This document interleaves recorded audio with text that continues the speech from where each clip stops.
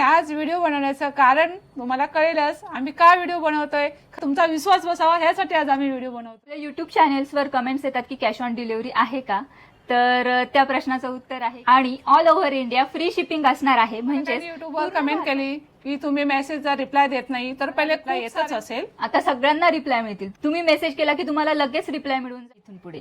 काहींना डाऊट आहे की आपल्याला पार्सल मिळेल की नाही, साडी ऑर्डर करू की नको, आम्हाला कॉल्स पण येतात त्यारी। आणि हे बघा, ही आहे आपली आजची पॅकिंग।